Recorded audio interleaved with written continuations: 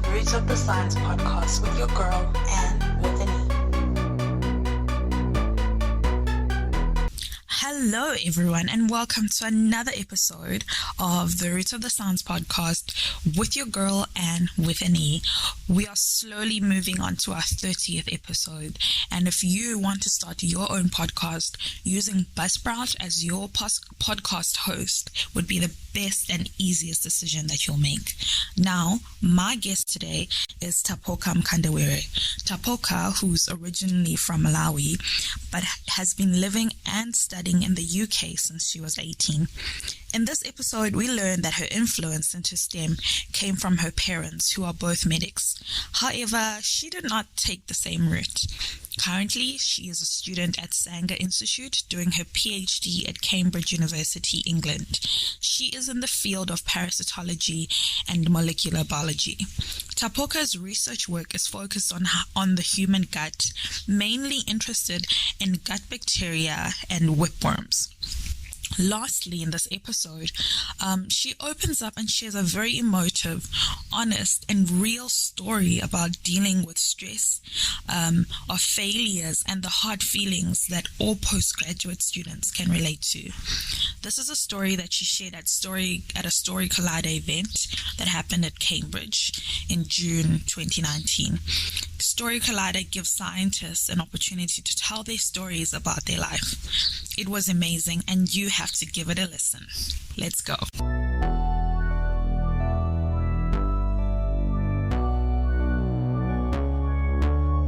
Hi, Tapoka. Welcome to the show. Hi, thanks for having me on. I'm so excited to chat with you and just to get to know you a little bit better. No, I'm looking forward to it. Okay, great. So for everybody else who's listening out there, please just introduce yourself. Who is Tapoka? Where you from? Where you based? What are you currently doing? So my family is originally from Malawi. So I spent some of my childhood growing up there. I've also lived in Liverpool and Manchester. I'm currently based in Cambridge, and I'm doing my PhD in parasitology. Oh, fantastic. So you said that your family is originally from Malawi, where I'm from. Shout out to Malawi. When did you move to the UK?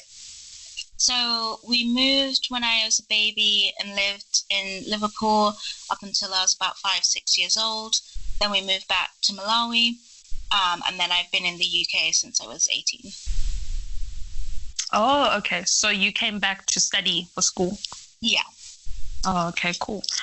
So, before we get into your science and what you do in the lab and whatnot, I'll just like to get to know you away from the science. So I know that you are a keen traveler, and you spent last year also investing in solo travel and, just gaining that experience. So what were some of the places that you visited, and which ones were your favorite? So last year was actually the first time I've sort of explored more of Europe other than like the UK, so like Scotland and things like that. And I went to Greece, and the city Thessaloniki was my absolute favorite because I love architecture, and it's got like an amazing like rich history and just like the really beautiful like buildings. So that was a lot of fun. And then I also went to Denmark, and my other favorite thing when traveling is nature and like long walks. And the country of Denmark, at the very northern point, it's literally just a beach. You can walk along all the way, like right into the ocean, and then that's the border of Denmark. And so it's just like super beautiful beaches. And it was just, a lot of fun. Wow, it sounds beautiful. How long did you do this traveling for? I was in Greece for a week, and then I actually had temporarily moved to Denmark as part of some field work on my PhD. So I was doing field work during the week, and then in the weekend I went to a new city every weekend to try and see as much as possible. Oh, that's awesome. That's amazing. And did that experience, because everybody says that travel changes your whole experience. So was that the same for you? Like, did you gain a whole new perspective? Were you enlightened, if I can say that? Definitely, like in terms of like it just showed me how much I'm capable of, because I'd never organized like field research before. So had to organize all of that, organize like getting myself like equipment and supplies sent out to there, and then getting myself out there, and then just setting up like my projects in a completely different place. And then also just being like, okay, I'm here, this is an opportunity I can't waste to like explore a new place, and just planning essentially 5 mini vacations in a row. It was a very busy time, but I honestly haven't had that much fun in a long time. Oh man, that's beautiful. So you mentioned that for the Denmark trip, it was due to your PhD studies. You went there for field work. Yeah. So let's just go back, and can you just paint a picture for us on some of the influences that actually led you into this field of STEM? Because we're now gonna start from the beginning. Like, did you always know that this is something that you always wanted to do, or was it an influence of somebody close to you? So a bit of both. Like, both my parents are medics, so there was that influence. I thought I might want to do medicine, and then I changed my mind, and I thought I wanted to do forensic science, and then I changed my mind again, and I ended up picking molecular biology. But I've just like always been obsessed with science. Like in our back garden, we had a house. We were keeping chickens at one time, and then we stopped keeping the chickens, and I went to my parents and I was like, okay, great, the chickens are gone, can I have that as a mini lab for myself? We're not making a chemical lab in our back garden in the chicken shed. Oh wow. Just when my parents said, there's no way we're making a chemical lab in the chicken shed in our back garden. Oh man, but so but that's a brilliant idea. I mean, that you had this vision from like the beginning. So was it because of some of the shows that you were watching where you were like, oh my word, I once saw the show and now I want to have this? Or was it, I don't know, like how did that even concept come into your mind that this is something that you want to do? So I was definitely like child who loved to read, and even like today my favorite genre or like type of book is like mystery and thriller novels. So obviously I grew up on all of like Sherlock Holmes and things like that, and I was like, yeah, this is like really cool. Like he goes out and he like picks up some dirt from a footprint and then mixes it in some chemicals, and he's like, this person in this place and this is the murderer. So I was like, yes, that's awesome. I want to like use science and like solve mysteries, and so that's where I got the idea of having a lab in my house. Oh man, I love it. So you didn't take your parents' roots of being in the medical field. I know you said you wanted to be a medic, then you thought about the whole forensic thing. So how then did you find yourself in molecular biology, and did you take that all the way from undergrad up until your postgraduate studies? So yeah, I mean, molecular biology in the end kind of sort of ended up being, I ended up on it by a process of elimination. When I was applying to schools, a lot of them had this course in molecular biology. And then the school I ended up picking, Manchester, was one that had molecular biology, and you had the opportunity to do a year in industry or a placement year. Built-in work experience into your degree. So I was like, okay, that's great. Like, I'll do that. And so I went to Manchester and that like loved the course also because of the way it was structured. You had a lot of flexibility. Like they had things that you had to do that were compulsory, but there was lots of options for adding in whatever you were interested in on the side. So for me, that was developmental biology. So I did a lot of like developmental biology as my electives. And then, yeah, I've just kept molecular biology as the tools that I use, but I've worked on almost every project under the sun, to be honest. Oh, okay. My placement year, I was working for a company that made viral vector gene therapies. So I was doing a lot of work engineering viruses and cell lines to eventually be used, but mainly for cancer treatments. And then for my master's was where I started to get into microbiology, and I was studying gut bacteria and just how we could maybe genetically engineer gut bacteria in the future. And then for my PhD was when I got into parasitology. So they've kind of built up on each other because the parasitology group wanted someone who understood gut bacteria to kind of do a project on how the worms in the gut interact.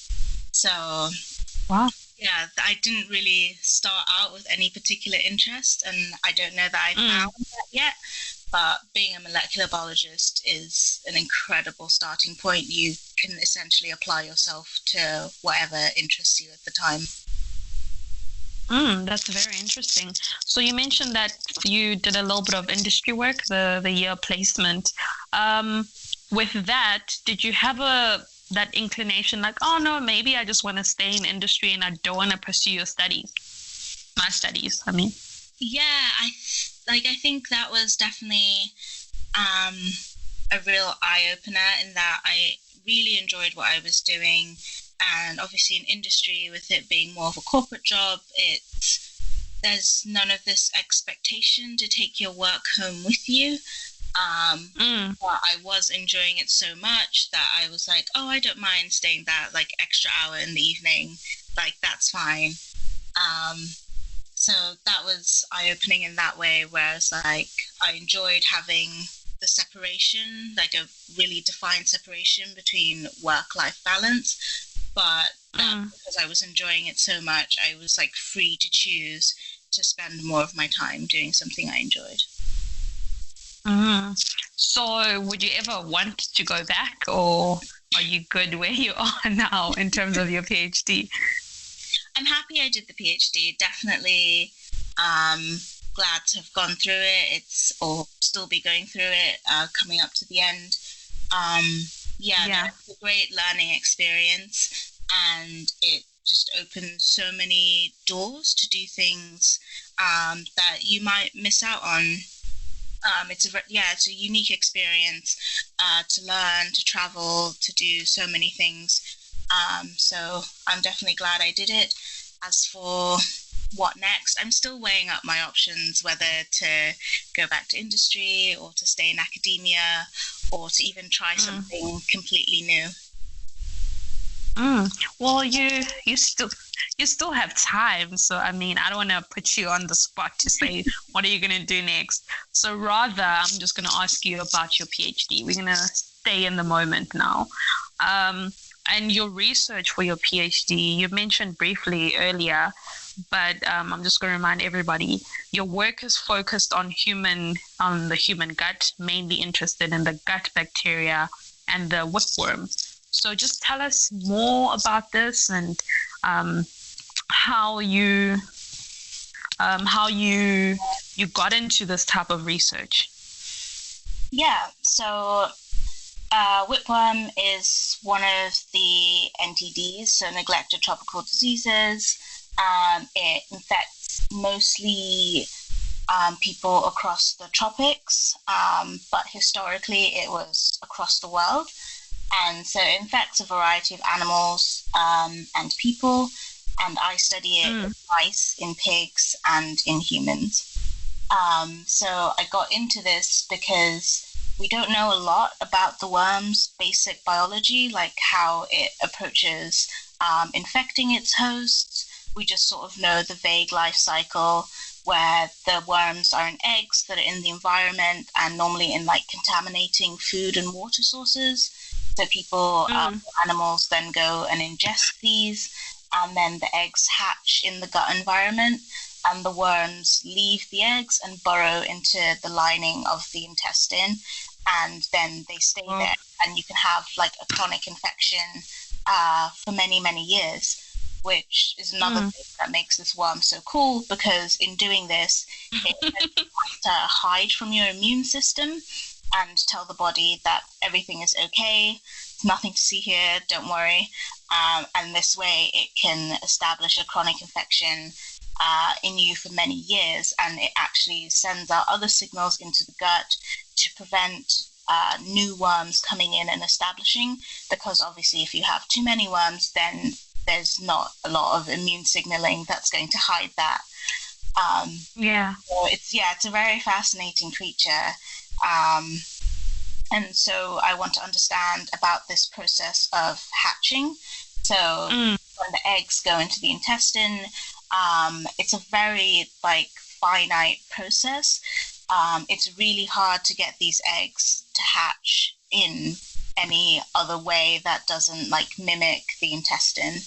So for mice, it's great because we know specifically E. coli can induce these eggs to hatch. In pigs, we know a little bit better. So if you take sections of the intestines, like the small intestine, the large intestine, the stomach, you can only get hatching if you use fractions from the large intestine. And then in humans, we essentially know nothing. So that's kind of my end goal, is to take what I've learned in mice and in pigs and hopefully start applying that to some sort of human context. Wow, that's, like you said, that's so interesting. It's a little bit like when you explain it, it's a little bit like, ew, that's what happens in your stomach.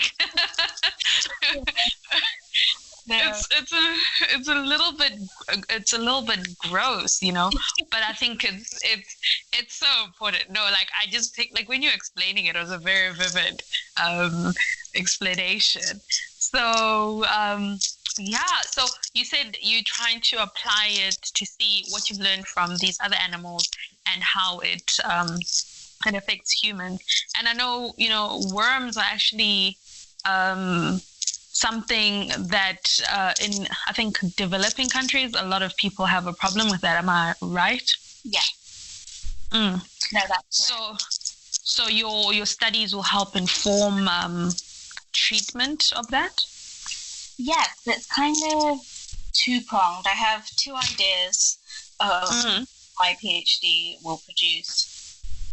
On one hand, yes, anything we understand about the biology of these worms is great for treatment, for like finding new ways of like screening drugs against these worms, and just also to study them, and having more ways of bringing samples from the field into the lab in a way that's actually usable.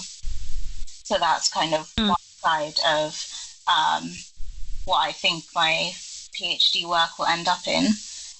The other half is that because these worms are so good at manipulating our immune system, there's a lot of people now studying how to use worms as therapy for autoimmune diseases, so things like irritable bowel and Crohn's disease. People are doing infections with worms to try and see if we can basically help treat these other types of diseases. And so for that, you'd need a way to produce these worms in a very controlled and reproducible manner, which again requires you to understand how do they hatch, how do they grow. And so if you have this information, you can build models or production facilities for this other way of treating or using worms. Wow, that's so interesting. And I hope that you find the answers that you needed for both aspects of your for option 1 and 2. Now, you know, when I was preparing for this interview and I was looking at what she's studying, I realized that I did not actually take note of what actually happens in my gut. And with that vivid explanation that you got, I'm just like, whoa. And I think most people do not know, right? So I did a little bit of reading, and you may correct me if I'm wrong. So disclaimer, I read up that an imbalance of unhealthy and healthy microbes in the intestines may contribute to, like health effects such as your weight gain, high blood pressure, cholesterol, and other disorders. And this is so interesting, but yet most people don't realize that. So how can we, from what you know and what you've studied, how can we as people take better care of our gut, if I can say that, to kind of prevent some of these things. I don't know if it's a medical question, but yeah, if you can answer. Yes, the microbiome research is fun to be in because it's kind of at the very forefront of a newish field. With genetic sequencing, we're learning a lot more about the gut environment than we ever have before. So yeah, I think there's a lot of things we can't answer, but in terms of what we do know is maintaining a diverse diet, so eating foods from many different food groups, trying to avoid the high fat, high sugar types of food groups, and making sure you get in fiber and especially fermented foods. So things like yogurt or kimchi, like any of those type of pickled fermented foods are really great for helping a diverse range of bacteria grow in your gut, because that's the main thing that we could say is a healthy gut. If you have a diverse range of bacteria and you're not overfeeding one population over another. Wow, interesting. So I hope everybody who's listening takes note of that for the benefit of your health, because I really did not realize that there's such a strong connotation. Connotation or connection rather, with the two. So that was very interesting for me. So now, Tapoka, you are a PhD student. And I'm sure most people, when they think, oh my word, you're a PhD student, or when family and friends think of you, they think you are very, very smart, which I'm not saying that you aren't. But, when people think a person is smart, they don't take into consideration some of their failures that might have happened along the journey to a PhD. And that's one of the things that I like to stress here as well, to just, as much as you are where you are, it wasn't easy. And I know you wrote a story and you performed at a local theater, something of a similar nature, explaining just this. So can you just please share that with us? I was very interested. Yes, no, absolutely. So I performed for this initiative called Story Collider, which gets scientists to tell their stories about life, Story Colliders across the world in many cities. So yeah, it's a really fun experience if anyone is looking for something different to do with their time. And so this is the story that I performed in the Cambridge Story Collider in June last year. Okay. Would you like to share with us, or is it too long? No. Yeah, it's I think it should be about 7 minutes. Yeah. Great. No, you can go ahead. I'd love to hear it. Many years ago, a bookish and independent young lady, inspired by her collection of novels filled with tales of mystery and adventure, thought it would be cool to be a science detective. This vision stayed with me as I prepared to go to university, and it was then I realized that actually all scientists are detectives, trying to solve the mystery of life as we know it.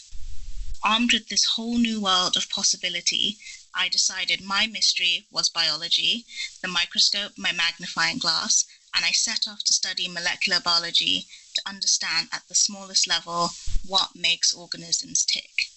I arrived in Manchester fresh-faced and ready to take on my degree and begin this path to becoming the second Professor Mkandawire in my family.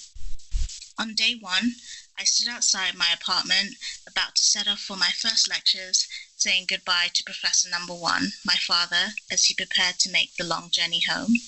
And I didn't cry. I walked to class and I assured myself, Tapoka is fine, Tapoka has got this. I thought my path was cut short at the end of my second year, as I lay in bed crying because I discovered I'd failed an exam and was no longer eligible to apply for internships. Placement year was my shining beacon. It's why I chose to go to Manchester. I was counting on that internship to set me up for success, and suddenly that hope was gone. My only chance at securing one was to be accepted by one of the companies I was waiting to hear back from, and it wasn't looking good. Fortunately, I got a call back from the very last one, and 2 weeks later, I moved to Oxford and poured my everything into the job I was very grateful to have. When I came back to Manchester to finish my final year, I was determined to never experience that again.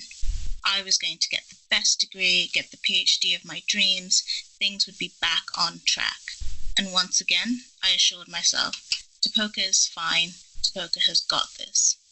Academically, I was doing fine, but day after day, I came home from the library in the middle of the night, too caffeinated to sleep, but too tired to do anything but cry. And those rejection letters kept coming in as fast as I could apply to new PhDs. I tried to spin my defeat into a positive.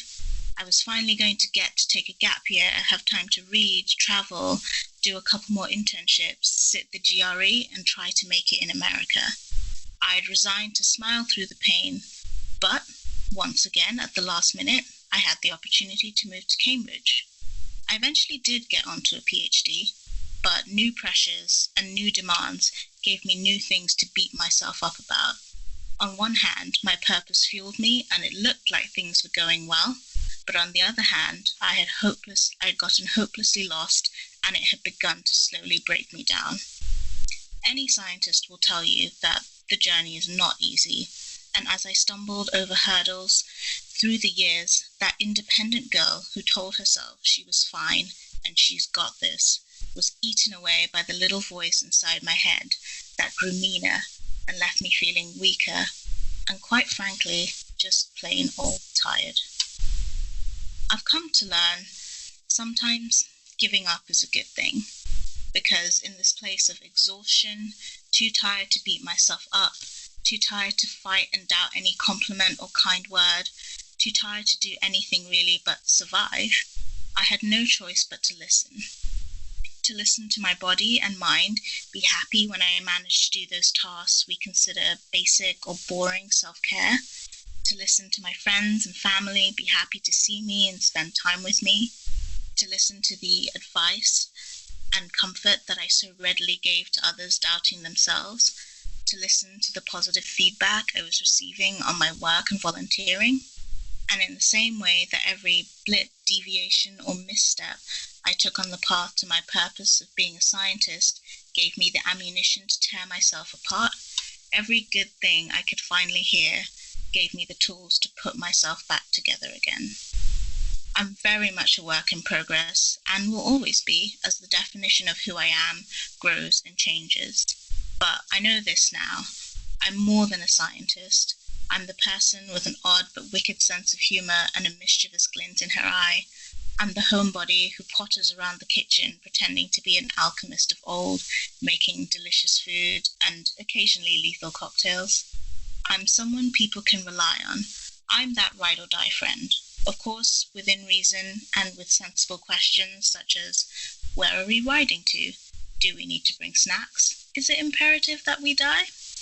Like anyone else in this room, I'm a complex and layered being, and there's no exhaustive list that could do any of us justice. But I know I'm going to take more time out of my day to come up with at least one good thing for this list, and when I can't, I'm going to listen to those around me who love and support me. in thinking about redefining my purpose, my mum reminded me that it turns out younger me had the keys all along. Mum would often find me just sat in the house, not really up to much, and when she would ask what I was doing, I would say, I'm a human being. Now, there is some truth to the angsty teenage mindfulness, shall we call it? My main purpose is in fact what it says on the tin.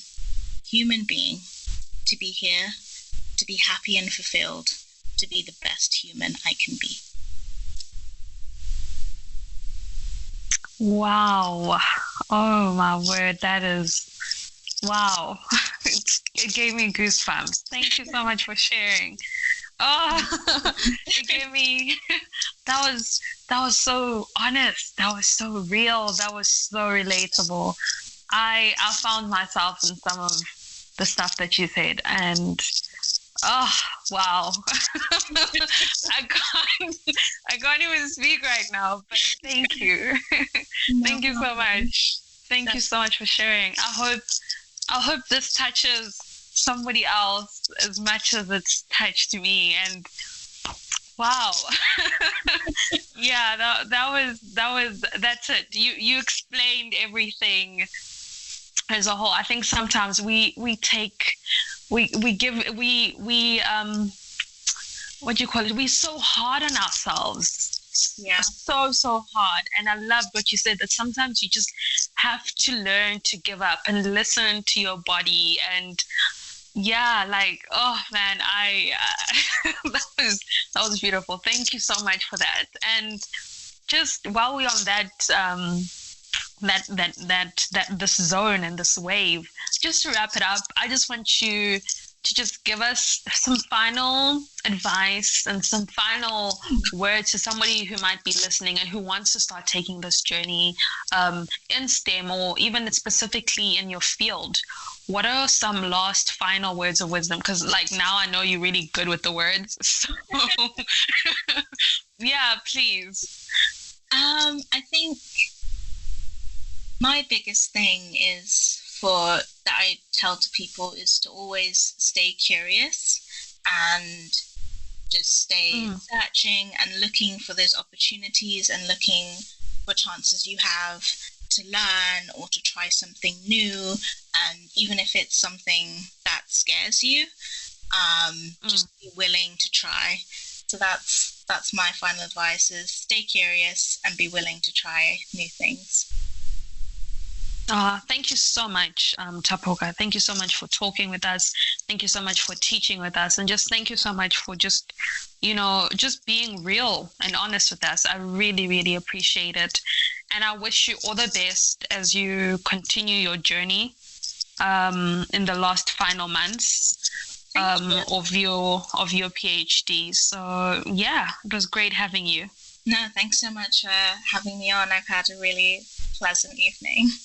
Oh, fantastic. And to everybody else who's listening, thank you so much for tuning in to another episode of the Root of the Science podcast with your girl, and with an E. Until next time, bye.